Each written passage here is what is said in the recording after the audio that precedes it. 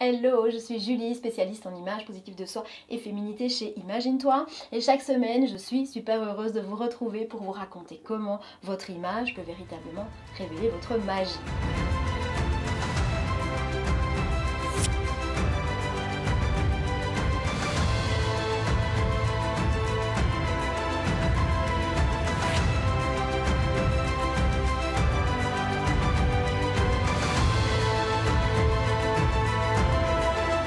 Alors aujourd'hui, je vais vous parler d'un sujet qui nous tient particulièrement à cœur chez Imagine-toi, c'est la confiance en soi. La confiance en soi, c'est l'un des 3 grands piliers que nous travaillons tous les jours avec nos clientes au travers de l'image de soi.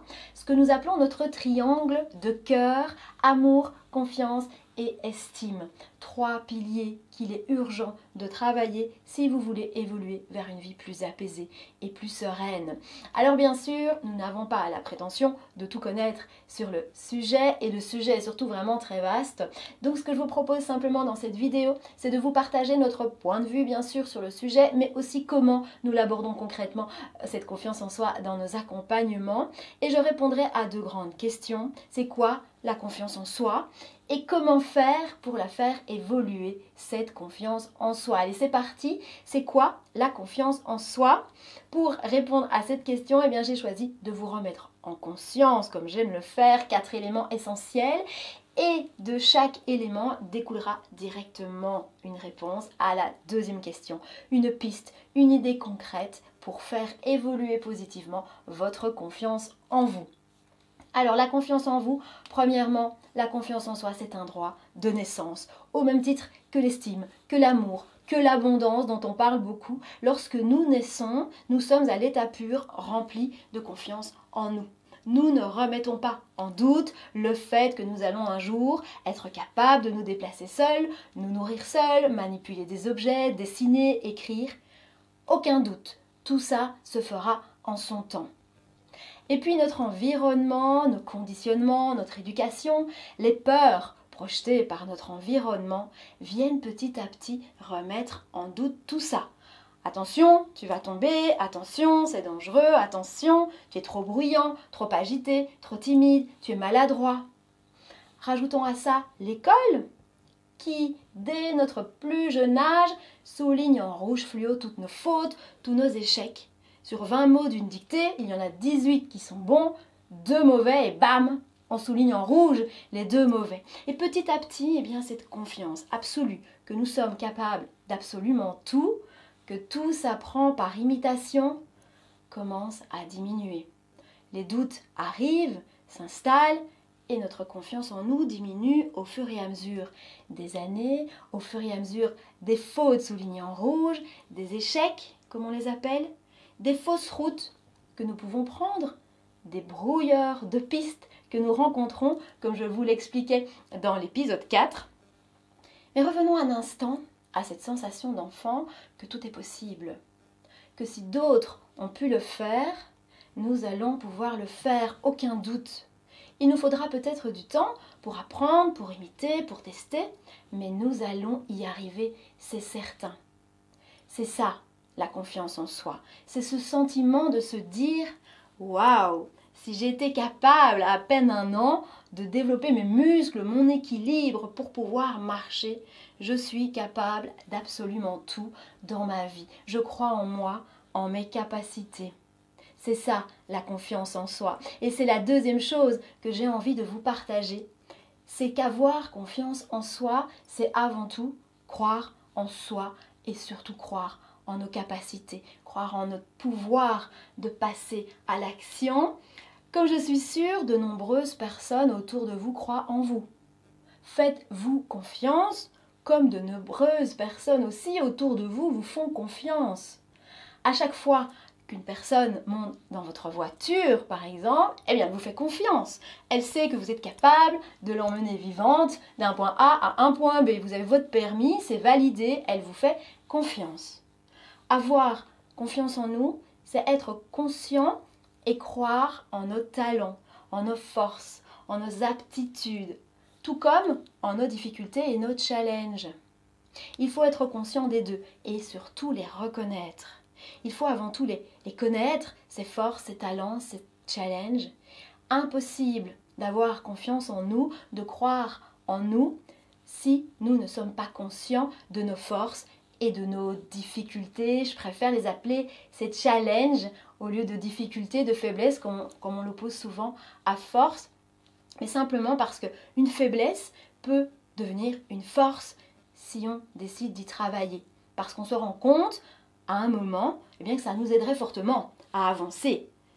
Ou au contraire, elle reste simplement une faiblesse consciente et c'est ok si elle ne nous bloque pas. Si je prends l'exemple des langues, l'anglais peut être ta faiblesse par exemple pendant de nombreuses années et c'est très bien comme ça.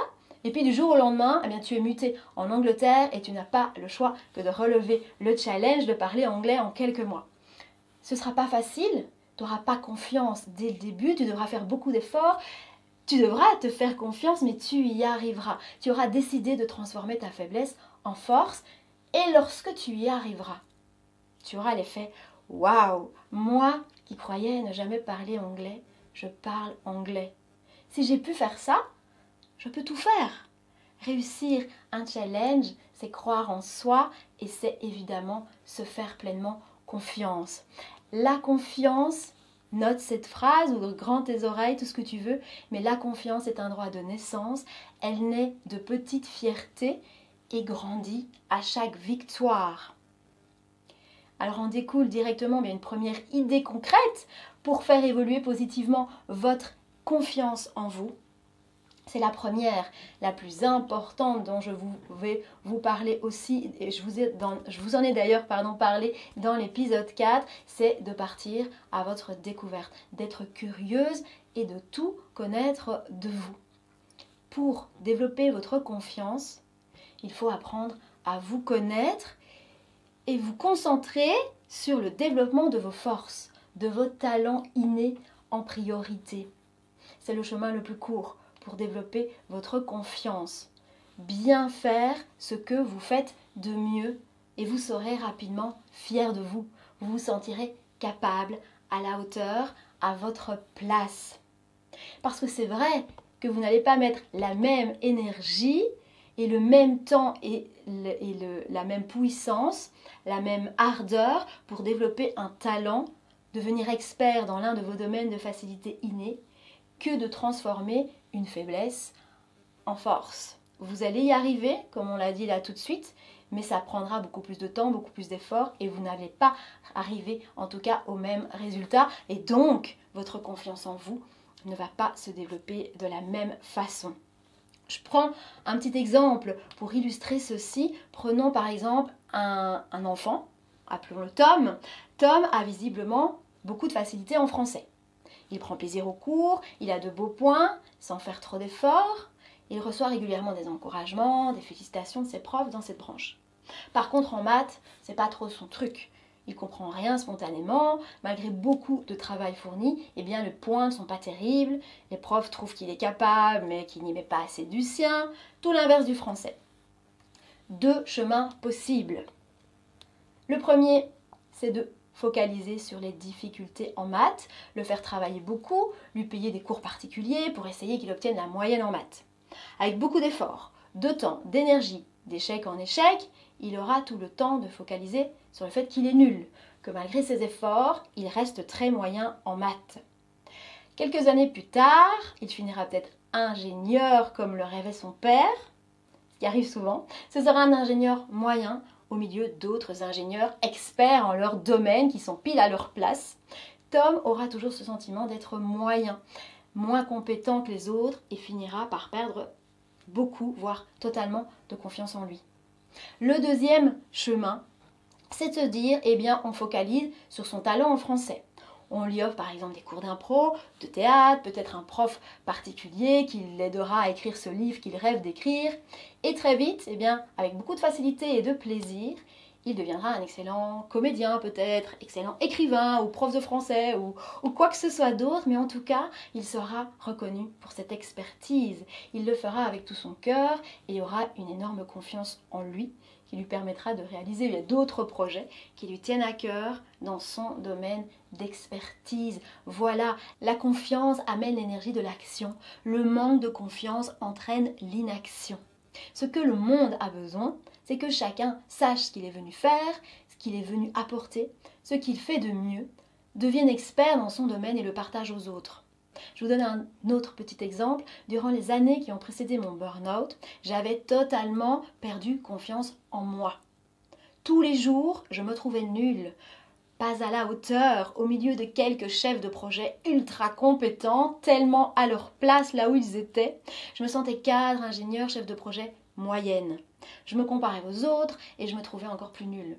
Je ne connaissais rien de moi, de mes forces, de mes talents. Mon seul moteur à l'époque était de me dire si on me confie cette mission, si on me demande de faire quelque chose, je le fais. Un point, c'est tout. Je dis oui. Je me suis alors enfoncée toute seule dans ce schéma. Sachant tout faire, je trouvais moi à moitié, moyennement, mais je disais oui à tout. Et je me suis retrouvée avec une multitude de missions pour lesquelles je n'avais ni les ressources, ni les compétences, des deadlines impossibles à tenir, et puis le burn-out, et puis la confiance en moi plus bas que terre à ce moment-là. Dès que je suis partie à ma découverte, j'ai compris ce qui m'était arrivé et j'ai décidé de faire évoluer ma vie pour le meilleur. Changer de métier et puis créer le métier fait sur mesure pour moi, faire ce que je fais de mieux. Puis là, j'ai commencé à récolter les premiers merci sincères et profonds de mes clientes, les premières vies transformées, les témoignages, les commentaires. C'est tout ça qui donne confiance. Et cette confiance grandit chaque jour. À chacun des commentaires, à chaque vie transformée pour le meilleur, cette confiance grandit. Tous les jours, je continue avec beaucoup de plaisir et de bonheur à développer mon expertise pour toujours offrir les meilleurs outils à mes clientes et ainsi aussi augmenter ma confiance jour après jour.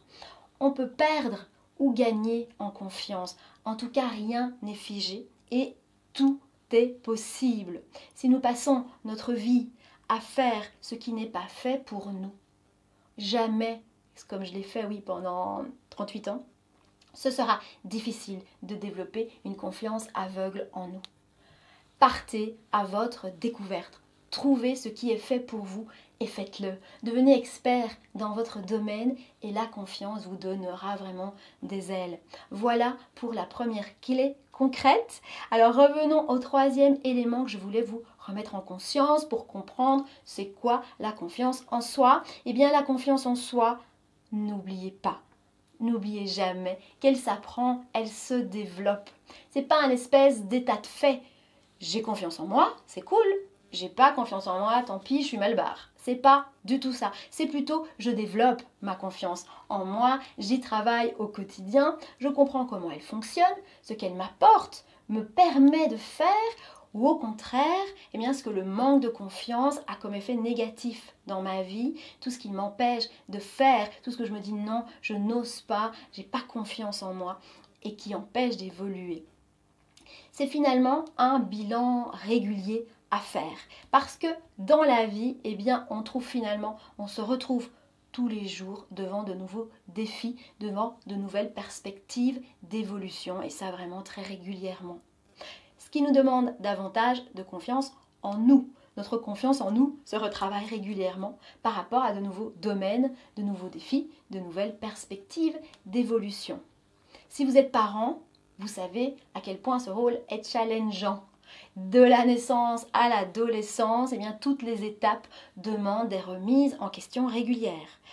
À chaque difficulté, on se sent nul, on trouve qu'on est des parents vraiment nuls. Et puis à chaque victoire, à chaque fois qu'on voit nos petits loulous qui grandissent, qui s'épanouissent, là on retrouve confiance en nous. Ça va, ça vient, ça évolue.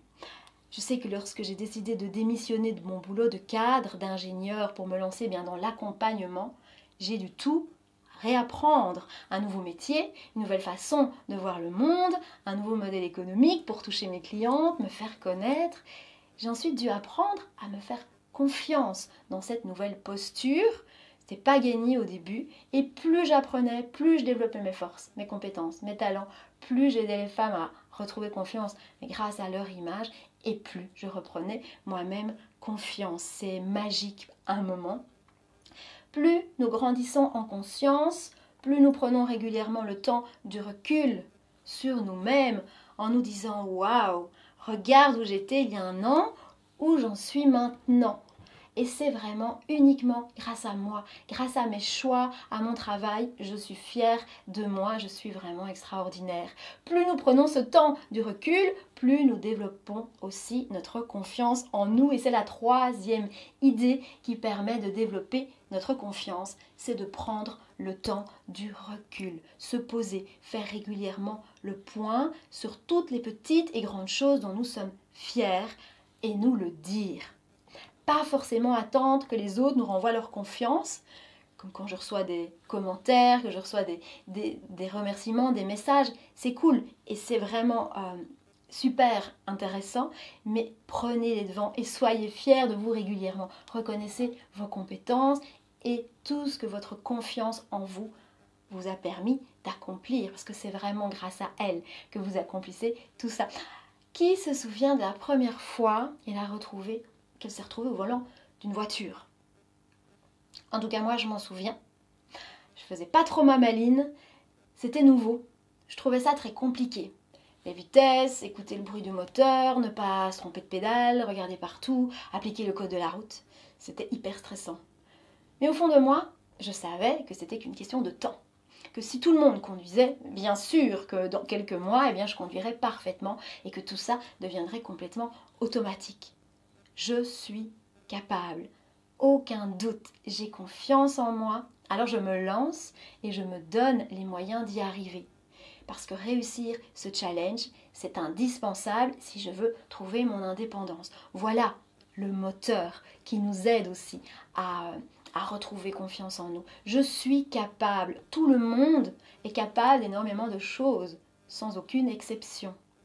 Y croire, dur comme fer, avoir confiance en nous, en nos capacités de passer à l'action, c'est envoyer un signal fort à notre cerveau que c'est exactement ce que nous voulons, que c'est comme ça et pas autrement, que nous sommes prêtes à y consacrer les moyens, le temps, l'énergie nécessaire pour y arriver, quoi qu'il arrive.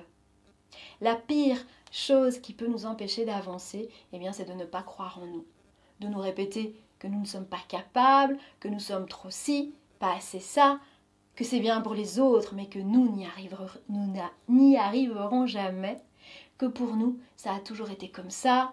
J'ai jamais su me mettre en valeur, comme me disent souvent mes clientes, j'ai jamais su ce qui me va, et je ne saurai jamais. Non, croyez en vous, tout s'apprend, vous pouvez tout réussir, tout réaliser avec plus ou moins d'efforts, bien entendu. Nous former, apprendre, nous entourer d'experts augmente énormément notre confiance en nous. Si je prends l'exemple de notre image et de nos vêtements, il est difficile d'avoir confiance en nous, en nos goûts, en nos choix, d'oser porter des couleurs, comme je l'ai dit dans les quelques autres vidéos juste avant, si nous n'avons pas appris à décoder tout ça, à comprendre ce qui nous met en valeur. Formez-vous, apprenez, c'est une des grandes clés aussi qui mène à la confiance en soi. Plus vous serez expert dans un domaine, idéalement dans votre domaine de prédilection, plus vous aurez une confiance en vous complètement infaillible. Le quatrième et dernier élément que je voulais vous remettre en conscience, c'est que nous savons naturellement, de nouveau, faire confiance. C'est en nous. Nous sommes sans arrêt confrontés à des situations qui nous obligent à faire confiance aux autres. C'est tout naturel. Dès que vous montez en voiture avec quelqu'un, que vous prenez les transports en commun, que vous allez au resto, vous faites indirectement confiance à quelqu'un. Cette personne a son permis, elle sait conduire, cuisiner, c'est son métier. Alors sans même vous poser de questions, vous montez avec elle en voiture, dans le bus, vous mangez ce qu'elle vous sert. Vous savez faire confiance. Le meilleur exemple, c'est encore le saut en parachute ou à l'élastique. Vous débarquez un jour chez quelqu'un que vous ne connaissez pas, pour vous retrouver quelques heures plus tard à sauter dans le vide avec cette personne accrochée dans votre dos, qui est le seul à avoir le pouvoir d'ouvrir, le seul élément qui est capable de vous sauver la vie. Si ça, c'est pas savoir faire confiance. Nous savons faire confiance, nous faisons tous les jours confiance à des inconnus. Faisons-le pour nous-mêmes. Faisons-nous confiance. Vous savez le faire. C'est la même chose avec les vêtements. Comme je vous l'explique dans l'épisode 2, nous sommes nés avec cette confiance. Nous savons toutes les vêtements qui nous conviennent naturellement. Nous connaissons toutes nos vêtements identitaires, ceux qui nous allument. Il faut juste apprendre à se faire confiance. Et la confiance amène toujours le plaisir, la fierté. En découle deux derniers petits trucs pour augmenter votre confiance. C'est que quand le doute arrive, repensez à tous les gens à qui vous avez aveuglément fait confiance récemment, voire dans la journée, qu'ils n'ont rien de plus que vous, mais surtout que si vous avez cru en cette personne inconnue, il n'y a vraiment aucune raison pour que vous n'arriviez pas à croire en vous. Dernière chose, acceptez que certaines choses prennent du temps, que votre confiance grandit au fur et à mesure de vos expériences et de vos formations, comme on l'a dit. Parce que oui, l'impatience est souvent l'ennemi de la confiance. Être pressé, se décourager, se dévaloriser, ne plus croire en soi à la moindre difficulté. Une phrase que j'adore, les gens qui réussissent sont ceux qui n'ont jamais abandonné. J'adore vraiment cette phrase qui montre à quel point, oui, il faut du temps pour que les belles et grandes choses se mettent en place. La confiance naît de petites fiertés et grandit à chaque victoire. Alors prenez le temps de vivre chaque petite fierté qui vous mènera à vos propres petites victoires et puis peut-être grandes victoires. C'est tout ce que je vous souhaite. Voilà ce que j'avais envie de vous partager à propos de la confiance en soi. Merci du fond du cœur de vous ouvrir à mes partages, de mettre un petit pouce vers le haut et de vous abonner à la chaîne. C'est vraiment grâce à ça que nous pourrons continuer à la faire vivre. Alors merci beaucoup et surtout n'oubliez pas que votre image raconte vraiment votre magie. Je vous embrasse. À bientôt.